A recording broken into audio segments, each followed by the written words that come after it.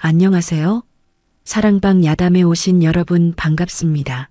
항상 건강하세요. 영상 전 구독, 좋아요 눌러주시고 오늘 야담 시작하겠습니다. 종가 집안에 쌍둥이 자매가 태어났습니다. 산파가 아이를 받아들고 고개를 저었지요. 아들이 아닙니다. 집안 사람들의 얼굴이 굳어졌습니다. 더 나쁜 소식이 뒤따랐지요. 하나가 더 있습니다. 쌍둥이였던 겁니다. 대를 이을 아들이 아닌데다 둘이나 되었습니다. 산실 밖에서 할아버지가 기다리고 있었지요. 어찌된 일이냐? 산파가 머리를 조아렸습니다. 딸입니다. 그것도 둘이옵니다. 할아버지의 지팡이가 마루를 쳤지요. 이게 무슨 재앙이냐? 아버지는 방문을 닫아버렸습니다. 아들을 기다렸던 1년이 물거품이 된 겁니다. 할아버지는 한숨만 내쉬었지요. 집안 어른들이 모여 수군거렸습니다. 쌍둥이라니 불길한 징조다. 대를 이을 손자를 기대했건만 어머니만이 두 아이를 품에 안았지요. 내 딸들이다. 아무도 대답하지 않았습니다. 축하도 없었고 기쁨도 없었지요. 삼신상도 제대로 차리지 않았습니다. 아이들의 백일잔치도 없었지요. 돌잔치는 아예 거론조차 되지 않았습니다. 마을 사람들도 수군거렸지요. 종갓집의 쌍둥이 딸이라니 아들 복이 없는 집안인가 보네. 아이들은 태어나는 순간부터 짐이었던 겁니다.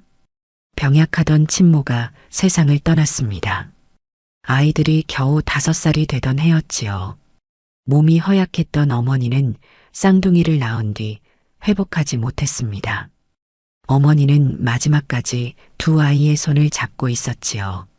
서로를 지켜라. 그것이 마지막 말이었습니다.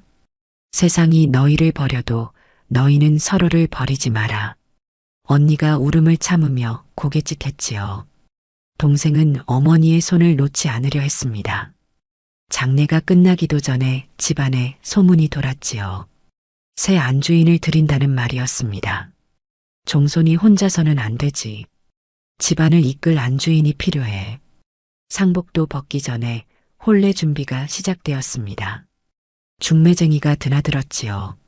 집안 어른들이 모여 신부감을 물색했습니다. 젊고 건강한 여자면 좋겠소. 아들을 낳을 수 있어야지. 아이들은 말없이 지켜봤지요. 어머니의 방에서 어머니의 물건들이 치워졌습니다. 빗, 옷, 놀이개가 모두 사라졌지요. 어머니의 흔적이 하나씩 지워져 갔습니다. 3달 만에 새 안주인이 대문을 들어섰습니다. 25 건강하고 야무진 여자였지요. 집안은 혼례 준비로 분주했습니다. 아이들은 뒷방에 조용히 앉아 있었지요. 혼례 당일 아버지는 그제야 아이들을 불렀습니다. 새 어머니께 인사드려라. 자매는 머리를 조아렸습니다. 계모는 웃었지만 눈은 차가웠지요. 귀한 종갓집 딸들이구나. 말은 그렇게 했지만 눈빛은 달랐습니다. 불필요한 짐을 보는 눈이었지요. 아이들의 세상은 그날 함께 끝났습니다.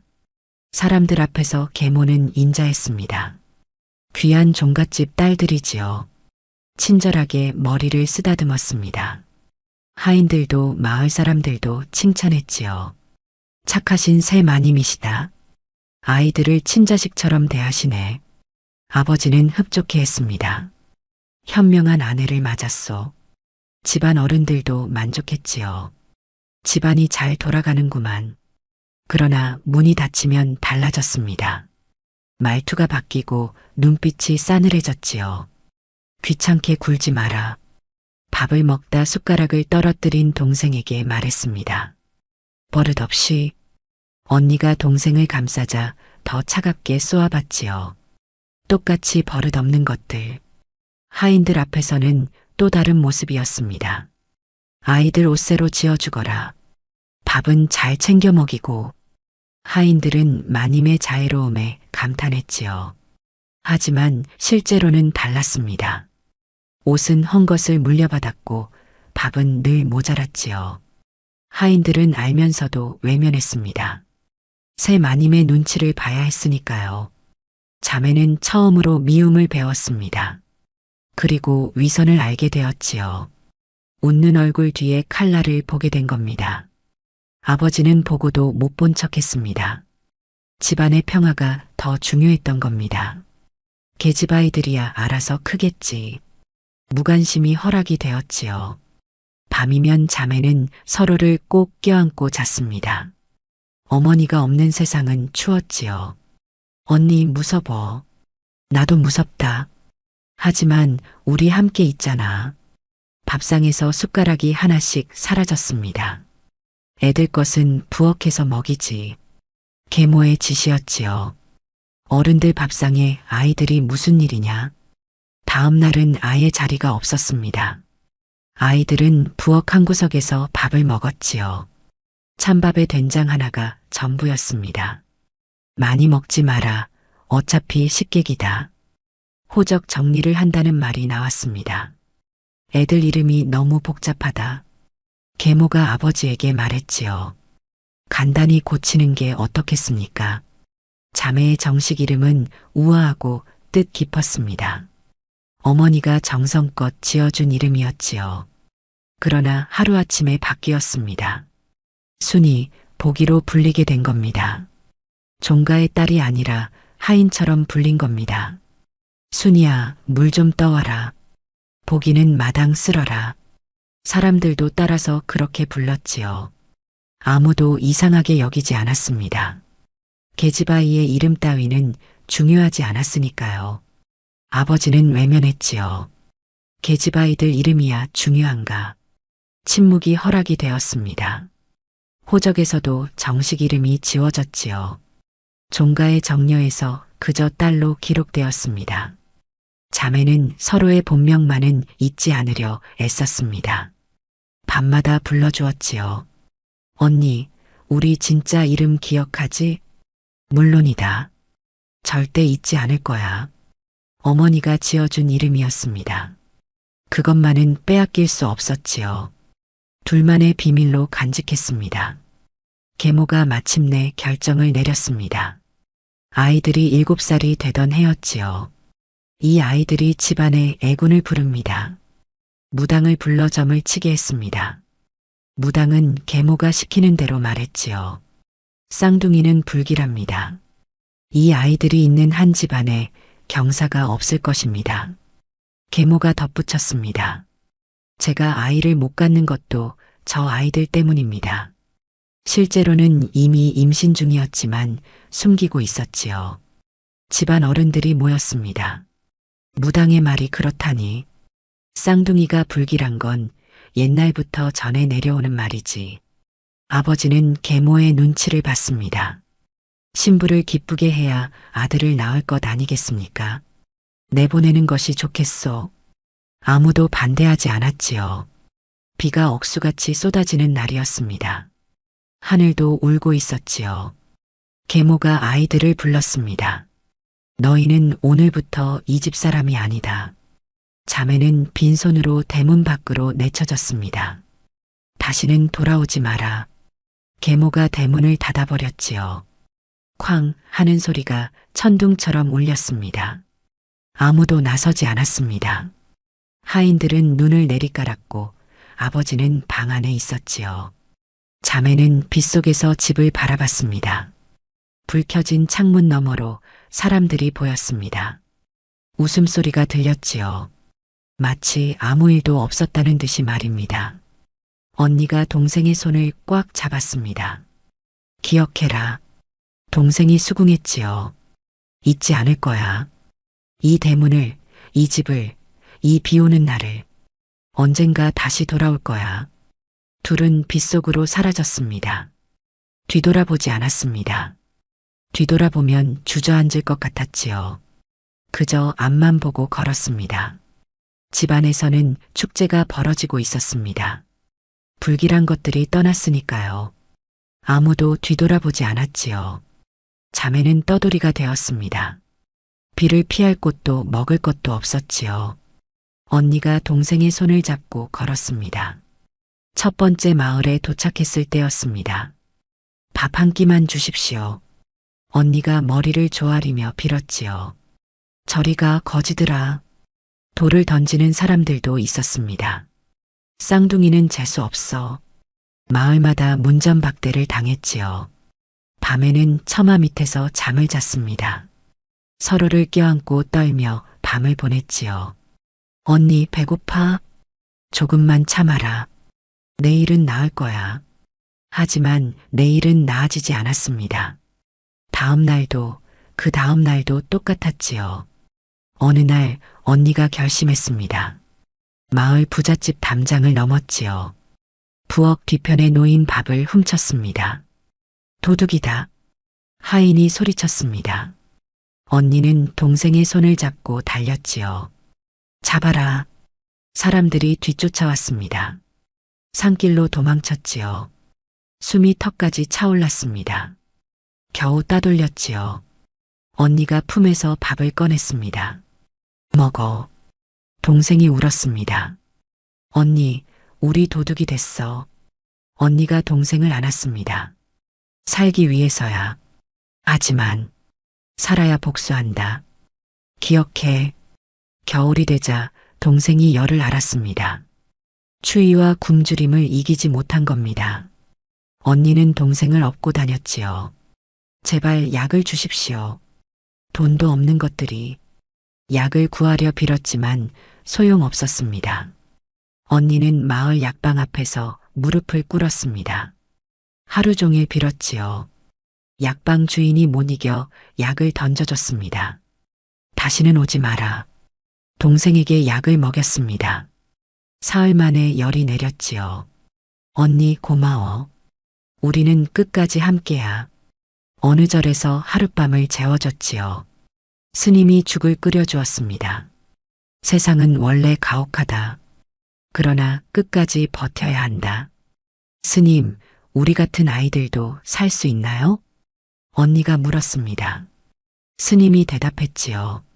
살아남은 자만이 세상을 바꾼다. 그날부터 둘 다 울지 않았습니다. 눈물은 사치였지요. 살아남는 것이 먼저였습니다. 1년이 흘렀습니다. 8살이 된 자매는 깨달았지요. 함께 있으면 둘 다 죽을 것 같았습니다. 헤어지자. 언니가 먼저 말했습니다. 동생은 부정했지만 언니는 단호했지요. 우리 둘이 함께 있으면 아무도 걷어주지 않아. 쌍둥이라는 걸 숨겨야 해. 살아야 다시 만난다. 동생이 울먹였습니다. 언니 없이 어떻게 살아? 너도 할 수 있어. 우리는 강한 아이들이야. 언니는 기방으로 갔습니다. 노래와 춤을 배우겠습니다. 기생들은 쌍둥이를 꺼렸지만 언니는 물러서지 않았지요. 제가 잘하는 게 있습니다. 글을 조금 압니다. 종갓집 딸이었으니 글을 배웠던 겁니다. 기방 주인이 의심스럽게 물었지요. 어린 것이 글을? 언니가 붓을 들어 글을 썼습니다. 주인의 눈이 커졌지요. 동생은 행상 무리를 따라갔습니다. 짐을 나르겠습니다. 행상들은 어린아이를 의심했지만 동생은 버텼지요. 밥 안 먹어도 됩니다. 잠잘 곳만 주세요. 행상 두목이 한참을 쳐다봤습니다. 한 달만 데리고 가보지. 마지막 밤 둘은 약속을 나눴습니다. 낡은 사당에서 마지막 밤을 함께 보냈지요. 10년 뒤 고향에서 만나자. 그때는 반드시 돌아가자. 우리가 누구인지 보여주자. 우리를 버린 사람들에게. 각자의 길로 떠났지요. 새벽녘이었습니다. 언니는 동쪽으로, 동생은 서쪽으로 갔지요. 뒤돌아보지 않았습니다. 돌아보면 달려가 안고 싶을 것 같았으니까요. 둘 다 8살이었지요. 세상에 홀로 던져진 겁니다. 그러나 포기하지 않았습니다. 살아남아야 했지요. 그리고 돌아가야 했습니다. 언니는 기방에서 온갖 멸시를 받았습니다. 천한 계집이라는 말을 매일 들었지요. 쌍둥이 주제에. 그러나 입을 다물고 배웠습니다. 글을 익히고 노래를 배우고 사람을 읽는 법을 배웠지요. 양반들의 대화를 듣고 세상 돌아가는 이치를 깨달았습니다. 누가 권력을 쥐고 있는지, 누구에게 약점이 있는지 알게 되었지요. 3년이 지났습니다. 언니는 11살이 되었지요. 그날 취한 양반 하나가 기방에 들어왔습니다. 계집이 글을 안다고? 언니가 쓴 시를 보고 비웃었지요. 붓을 빼앗아 던져버렸습니다. 내 주제를 알아라. 계집은 순종만 하면 되는 거다. 뺨을 때렸습니다. 언니는 아무 말 없이 붓을 주었습니다. 이를 악물었지요. 그날 밤 종이에 그 양반의 이름을 적었습니다. 나중에 알게 되었습니다. 그 양반이 바로 아버지의 친구였다는 것을 말입니다. 종갓집을 드나들던 사람이었지요. 잘 기억해두마. 언니는 혼잣말을 했습니다. 언젠가 갚아줄 목록이다. 5년이 지났습니다. 언니는 13살이 되었지요. 이제 기방에서 가장 글을 잘 쓰는 기생이 되었습니다. 양반들이 찾았습니다. 시를 지어달라고, 편지를 써달라고 말입니다. 돈을 모았지요. 하지만 더 중요한 것을 모았습니다. 비밀을 말입니다.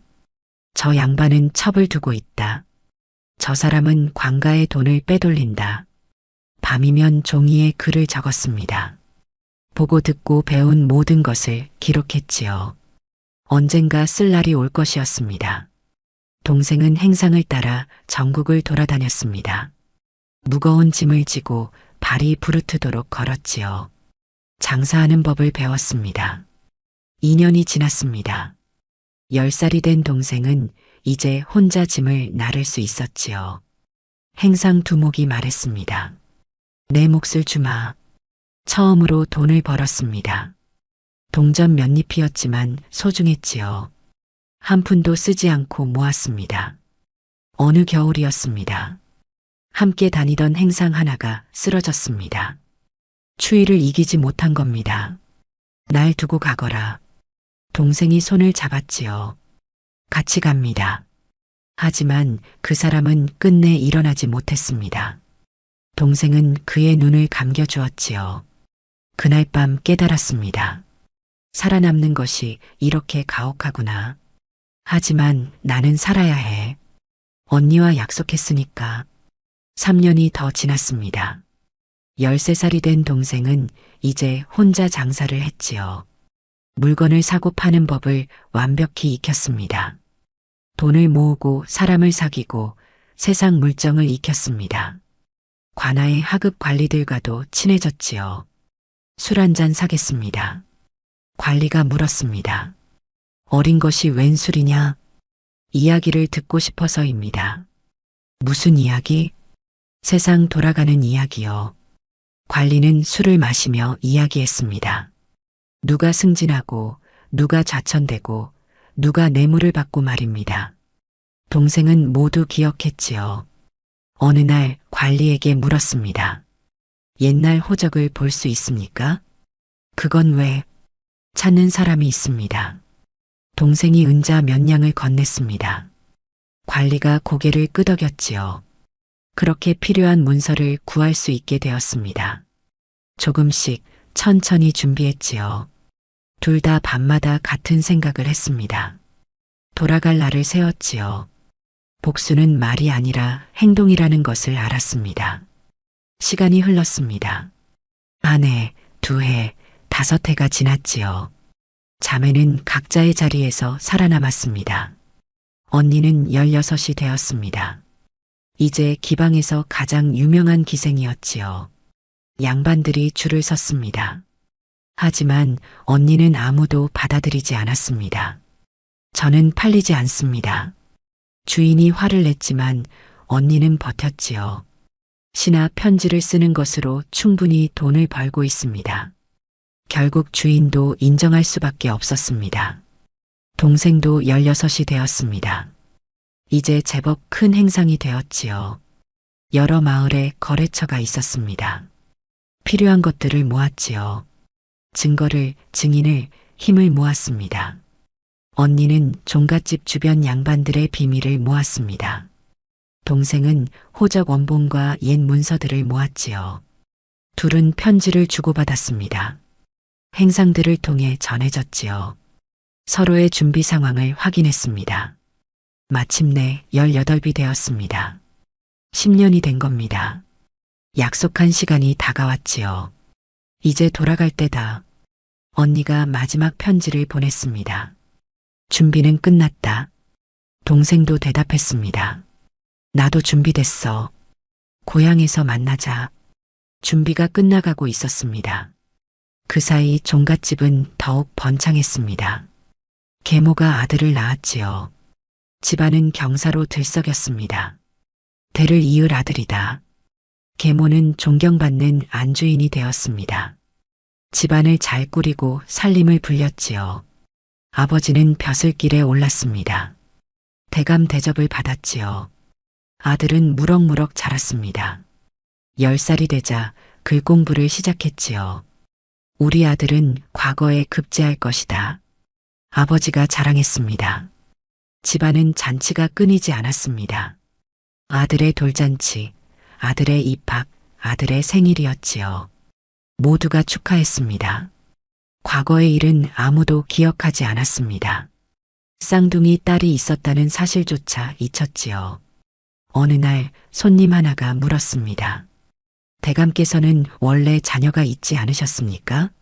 아버지가 잠시 말을 멈췄지요. 옛날 일입니다. 쌍둥이 딸이 있었다고 들었는데 모두 죽었소? 거짓말이었습니다. 하지만 아무도 의심하지 않았지요. 그렇게 묻혀버렸습니다. 집안은 번영했습니다. 부귀영화를 누렸지요. 마을에서 가장 큰 기와집이었습니다. 사람들은 종갓집 앞을 지나며 머리를 조아렸지요. 대감 댁이 날로 번창하시네. 복 받으신 집안이야. 계모는 만족했습니다. 내가 이 집안을 일으켰다. 아무도 부정하지 않았지요. 아버지도 만족했습니다. 아들을 얻었으니 이제 걱정이 없다. 모든 것이 완벽해 보였습니다. 그러나 먹구름이 들이우고 있었습니다. 10년의 시간이 흘렀지요. 쫓겨난 아이들은 잊혔지만 사라진 것은 아니었습니다. 그들은 살아 있었습니다. 그리고 준비하고 있었지요. 돌아올 날을 말입니다. 한 여인이 종갓집 문 앞에 섰습니다. 10년 만이었지요. 초라한 행색이었지만 눈빛은 달랐습니다. 더 이상 겁먹은 아이가 아니었지요. 하인이 나와 물었습니다. 무슨 일이요? 여인이 대답했습니다. 실례하겠습니다. 정중한 말투였지요. 하인이 의아해하며 안으로 안내했습니다. 마님께 여쭤보겠습니다. 계모가 사랑채에서 나왔지요. 여인은 천천히 계모에게 다가갔습니다. 계모는 여인을 위아래로 훑어봤지요. 기생 같은 차림새였지만 기품이 있었습니다. 누구시오? 지나가는 사람입니다. 여인은 미소를 지었지요. 계모는 알아보지 못했습니다. 10년 전 쫓아낸 아이의 얼굴을 어찌 기억하겠습니까? 무슨 일로 왔소? 여인은 천천히 말했지요. 옛날 이야기를 들으러 왔습니다. 이 집에 쌍둥이가 있었다고 들었습니다. 계모의 얼굴이 굳었지요. 무슨 헛소리를. 아닙니다. 호적에 기록이 남아 있습니다. 여인이 품에서 낡은 종이를 꺼냈습니다. 관아에서 몰래 베낀 호적 사본이었지요. 지워지기 전 원본의 필사본이었습니다. 계모의 손이 미세하게 떨렸지요. 그게 어디서 난 것이오? 궁금하십니까? 여인이 한 걸음 다가섰습니다. 그 아이들이 어떻게 되었는지도 궁금하지 않으십니까? 계모가 뒤로 물러섰지요. 당장 나가시오. 여인은 웃었습니다. 곧 다시 오겠습니다. 다음에는 혼자가 아닐 겁니다. 돌아서서 나갔지요. 계모는 그 자리에 얼어붙었습니다.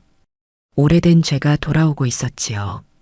여인이 떠난 뒤 작은 소문이 퍼졌습니다. 종갓집에 쌍둥이가 있었다던데 누군가 옛 기록을 들춰냈지요. 호적에서 지워진 이름이 다시 떠올랐습니다. 마을 사람들이 수군거리기 시작했습니다. 그 아이들은 어디로 갔을까? 비 오던 날 내쫓겼다던데. 계모의 손이 떨렸지요. 아버지에게 말했습니다. 이상한 소문이 돌고 있습니다. 아버지는 대수롭지 않게 여겼지요. 옛날 일을 누가 기억하겠소. 그러나 소문은 계속 퍼져나갔습니다. 누군가 일부러 퍼뜨리는 것 같았지요. 장터에서, 우물가에서 사람들이 속삭였습니다. 계모는 밤잠을 이루지 못했습니다. 태풍 전의 고요함이었지요. 무언가 다가오고 있었습니다. 며칠 뒤 또 다른 여인이 나타났습니다. 장터에서였지요. 말투가 눈매가 걸음걸이가 닮았습니다. 사람들이 웅성거렸지요. 저 둘이 쌍둥이가 아닌가. 소문이 삽시간에 퍼졌습니다. 두 여인이 종갓집 앞에서 만났습니다. 서로를 보고 수긍했지요. 언니, 왔구나. 10년 만에 재회였습니다. 말은 필요 없었지요. 눈빛만으로 모든 것을 나눴습니다. 집안에서 계모가 지켜보고 있었습니다. 얼굴이 하얗게 질렸지요. 저것들이 떨리는 손으로 문을 닫았습니다. 자매는 천천히 대문을 향해 걸어왔습니다. 10년 전 쫓겨난 그 대문이었지요. 이번에는 당당하게 돌아온 겁니다. 자매는 증거를 하나씩 꺼냈습니다. 집안 어른들과 마을 사람들이 모두 모인 자리였지요. 어머니의 유언장이 먼저 나왔습니다. 낡고 누렇게 변한 종이었지요. 딸들에게 재산을 남긴다. 어머니의 친필이 선명했습니다. 계모가 소리쳤습니다. 그건 가짜다. 언니가 차분히 대답했지요. 어머니의 도장이 찍혀 있습니다. 그리고 증인도 있습니다. 늙은 하인이 앞으로 나왔습니다. 제가 그날 밤 지켜봤습니다. 마님께서 직접 쓰시는 것을. 계모의 얼굴이 하얗게 질렸지요. 이 문서를 감춘 것이 첫 번째 죄입니다. 동생이 말했습니다. 두 번째 증거가 나왔습니다. 호적 원본의 필사본이었지요. 지워지기 전에 이름이 여기 있습니다. 관아의 하급 관리가 증언했습니다. 제가 직접 베꼈습니다. 새 마님께서 호적을 고치라고 하셨지요. 돈을 받고 말입니다. 세 번째는 마을 사람들의 증언이었습니다. 한 명씩 앞으로 나왔지요. 그날 밤을 기억합니다. 비가 억수같이 쏟아지던 날이었지요. 어린아이 둘이 대문 밖으로 쫓겨났습니다. 울면서 대문을 두드렸지요. 하지만 아무도 문을 열어주지 않았습니다. 또 다른 사람이 말했습니다. 마님께서 무당을 불러 거짓 점괘를 만들게 했습니다. 저도 그 자리에 있었습니다. 증언이 이어졌습니다. 아이들에게 밥을 제대로 주지 않았습니다. 부엌대기에서 먹게 했지요. 이름도 바꿔 하인처럼 불렀습니다. 계모가 저지른 일들이 하나씩 드러났지요. 아이들을 굶긴 일, 학대한 일, 내쫓은 일, 호적을 조작한 일. 모두 명확한 증거와 증인이 있었습니다. 아버지에 대한 증거도 나왔습니다. 대감께서 서명하신 문서들입니다. 호적 정리 문서, 재산 분배 문서, 모두 아버지의 도장이 찍혀 있었지요. 이 모든 일을 알고 계셨습니다. 알면서도 허락하셨습니다. 서명한 문서들이 증거였습니다. 집안 사람들이 술렁였지요. 누구도 반박할 수 없었습니다. 증거는 완벽했고 증인은 많았지요. 계모가 다시 소리쳤습니다. 모두 거짓말이다. 하지만 아무도 듣지 않았습니다. 자매가 마지막 증거를 꺼냈습니다. 10년 동안 모은 기록이었지요. 날짜별로 정리된 일지였습니다. 우리가 겪은 일들을 모두 기록했습니다. 하루도 빠짐없이 말입니다. 두툼한 책이었지요. 이것이 우리의 증언입니다. 10년 동안의 증언입니다. 종갓집은 발칵 뒤집혔지요. 변명할 여지가 없었습니다. 진실이 햇빛 아래 드러났지요. 집안의 죄가 세상에 드러난 겁니다. 모든 것이 드러난 자리였습니다. 집안 어른들이 모였지요. 친척들, 마을 유지들까지 함께 했습니다. 자매가 아버지 앞에 섰습니다. 우리를 기억하십니까? 아버지는 눈을 들지 못했지요. 한참을 침묵하다 떨리는 목소리로 말했습니다. 나는 몰랐다. 자매는 차가운 눈으로 아버지를 바라봤지요. 거짓말입니다. 언니가 증거를 내밀었습니다. 이것을 보십시오. 아버지가 서명한 문서들이었습니다. 호적 정리 승인서, 재산 분배 동의서, 모두 아버지의 친필과 도장이 찍혀 있었지요. 이것도 모른 척 하시겠습니까? 아버지의 손이 떨렸습니다. 문서를 집어들었지만 읽지 못했지요. 아이들아, 목소리가 갈라졌습니다. 나는 정말, 동생이 끊어버렸습니다. 정말 몰랐습니까? 아니면 모른 척 했습니까? 집안 사람들이 숨을 죽였지요. 아버지의 얼굴이 창백해졌습니다. 비 오던 그날 밤을 기억하십니까? 언니가 물었습니다. 우리가 대문을 두드렸습니다. 아버지를 불렀습니다. 하지만 방문을 열지 않으셨지요. 아버지가 입술을 떨었습니다. 계모가 우리를 굶길 때도 보셨습니다. 이름을 바꿔 부를 때도 들으셨습니다. 모두 아셨습니다. 그런데 한 번도 막지 않으셨습니다. 한마디도 하지 않으셨습니다. 아버지는 아무 말도 하지 못했지요. 집안 어른 한 분이 물었습니다. 사실입니까, 정손? 아버지는 천천히 고갯짓했습니다. 알았습니다. 작은 목소리였지요. 알고도 모른 척했습니다. 왜입니까? 자매가 함께 물었습니다. 왜 그러셨습니까? 아버지가 떨리는 목소리로 대답했습니다. 집안의 평화를 위해서, 아들을 얻기 위해서, 우리보다 집안이 중요했습니까? 언니가 물었지요. 우리보다 체면이 중요했습니까? 아버지는 대답하지 못했습니다. 그 침묵이 대답이었지요. 가장 잔인한 대답이었습니다. 아이들아, 용서해다오. 아버지가 무릎을 꿇으려 했습니다. 자매가 뒤로 물러났지요. 용서는 필요 없습니다. 동생이 말했습니다.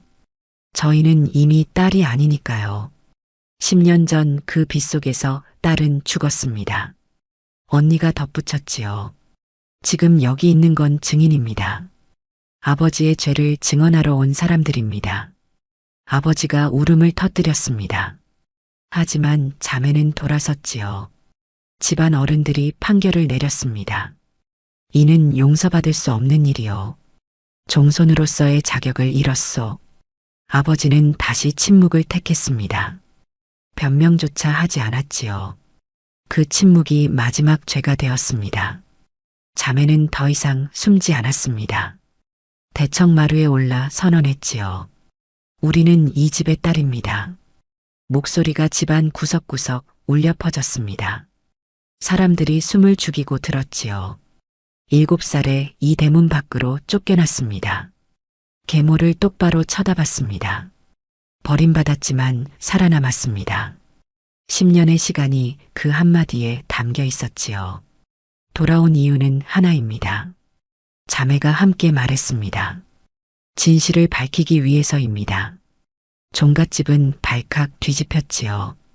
계모가 소리쳤습니다. 거짓말이다. 그러나 아무도 듣지 않았지요. 증거는 명확했고 증인은 많았습니다. 진실은 이미 모두가 아는 것이 되었지요. 집안의 죄가 세상에 드러난 겁니다. 사람들이 하나둘 등을 돌렸습니다. 존경은 비난으로 바뀌었지요. 어찌 그런 일을, 불쌍한 아이들을, 침묵했던 이들이 입을 열기 시작했습니다. 그때도 이상했지.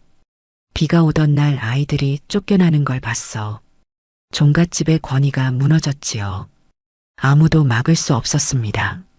마을 사람들이 몰려와 대문 앞에 섰지요. 대감께서는 이것을 아셨소? 아버지는 대답하지 못했습니다. 명예가 땅에 떨어졌지요. 벼슬도 존경도 모두 사라졌습니다. 계모는 끝까지 변명했습니다. 집안을 위한 일이었다. 그러나 아무도 듣지 않았지요. 나는 집안에 아들을 안겨주었다. 계모가 소리쳤습니다. 나 때문에 이 집안이 번창한 것이다. 집안 어른이 차갑게 말했습니다. 그것이 죄 없는 아이들을 버릴 이유가 되는가? 계모는 입을 다물었지요. 아이들이 애군을 불렀다. 다시 변명을 늘어놓았습니다. 무당이 그렇게 말했다. 마을 사람이 앞으로 나왔습니다. 그 무당은 마님께 돈을 받았습니다. 제가 직접 받습니다. 거짓 점괘를 만들라고 하셨지요. 계모의 얼굴이 일그러졌습니다. 더 이상 변명할 수 없었지요. 모든 죄가 그녀에게 돌아왔습니다. 집안 어른들이 결정을 내렸지요. 내보내시오. 계모가 쫓겨나는 날이었습니다. 비가 내렸지요. 꼭 10년 전 그날처럼 말입니다. 하늘도 심판하는 것 같았습니다. 계모는 짐을 꾸렸지요. 아들이 달려와 매달렸습니다. 어머니, 계모가 아들을 밀쳤습니다. 나한테 손대지 마라. 이 모든 게 내 때문이다. 널 낳느라 내가 말을 잇지 못했지요. 아들도 등을 돌렸습니다. 저는 그런 어머니를 몰라요. 계모는 홀로 대문을 나섰습니다. 자매는 대문 앞에서 지켜봤지요. 10년 전 자신들이 섰던 그 자리였습니다. 계모가 빗속으로 사라졌습니다. 뒤돌아보지 않았지요. 자매도 아무 말하지 않았습니다. 복수는 조용히 이루어졌습니다. 말이 필요 없었지요. 계모는 자신이 저지른 일을 똑같이 당한 겁니다. 빗속에서 쫓겨나는 것을 말입니다. 자식보다 체면을 택한 대가였습니다. 아버지는 모든 것을 잃었지요. 벼슬에서 쫓겨났습니다. 집안 재산도 압류되었지요. 아들마저 아버지를 외면했습니다. 저는 그런 집안의 자식이 아닙니다. 하인들이 하나둘 떠났습니다. 친척들도 발길을 끊었지요. 홀로 남은 대청마루에 앉았습니다. 큰 집은 텅 비어갔지요. 자매가 마지막으로 아버지를 찾아왔습니다. 이제 가겠습니다. 아버지가 떨리는 목소리로 말했지요. 딸들아, 용서해다오. 자매는 부정했습니다. 용서는 필요 없습니다. 저희는 이미 딸이 아니니까요. 돌아서서 나갔지요. 아버지의 부름은 대답 없이 사라졌습니다. 빈집에 울음소리만 남았지요. 죄의 대가는 고독이었습니다. 화려하던 종갓집은 텅 비었습니다. 사람이 떠난 자리에 침묵만 남았지요. 장독대는 그대로 있었지만 연기는 나지 않았습니다. 마당의 풀은 무성했지요. 대문은 닫혀 있었습니다. 아무도 찾지 않았지요. 지나가는 사람들이 수군거렸습니다. 저 집이 그 집이지. 자식을 버린 집. 종갓집은 저주받은 집이 되었지요. 권위는 완전히 사라졌습니다. 무너진 것은 건물이 아니었지요. 집안의 명예도 아버지의 위신도 모두 무너졌습니다. 사람의 죄가 집을 무너뜨린 겁니다. 자매는 마지막으로 대문을 바라봤습니다. 10년 전 쫓겨나던 그 대문이었지요. 빗속에서 떨던 그날이 떠올랐습니다. 서로의 손을 잡았지요. 언니, 우리 해냈어. 그래, 해냈다.